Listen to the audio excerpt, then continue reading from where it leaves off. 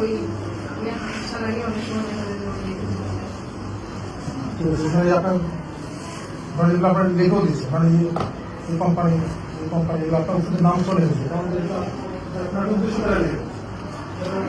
Sir ওরা তো হচ্ছে জানি থাকে হ্যাঁ, ইচ্ছা মানে তারা এমনি পাথর করে দিচ্ছে, আর আপনার দাও দিয়ে কাগজ দিয়ে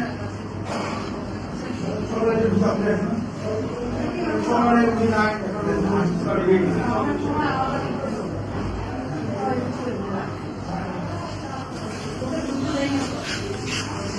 একদম স্পষ্ট আমরা দেখতে পাচ্ছি। আসলে এরকম যদি সবাই চেষ্টা করতো, এখানে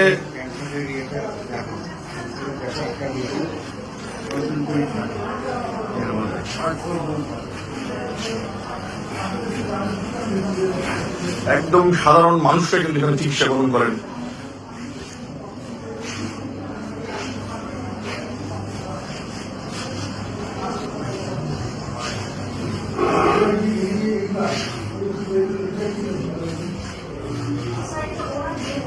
আমাদের এত চাপ থাকে ওটা দেখার মতো আমাদের ধৈর্য থাকে না স্যার।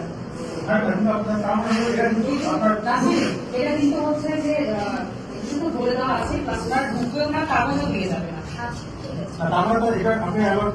ওটাকে আমরা আশা রাখি ওরা এসে আসলে দিয়ে দিই।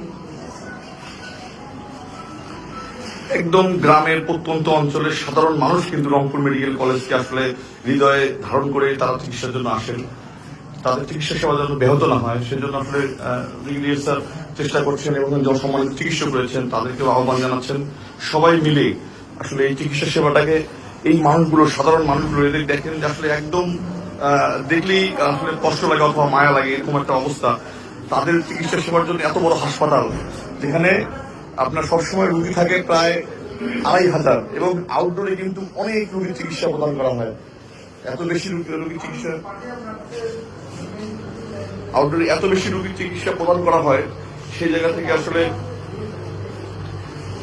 চিকিৎসকরা চেষ্টা করছেন, কিন্তু আসলে সবার প্রচেষ্টা চিকিৎসক, নার্স, তারপরে ছাত্র রয়েছেন এবং কর্মচারী বিন্দু সবাই চেষ্টা না করলে কিন্তু আসলে যে ফল সে ফল কিন্তু আসলে আমরা পাবো না।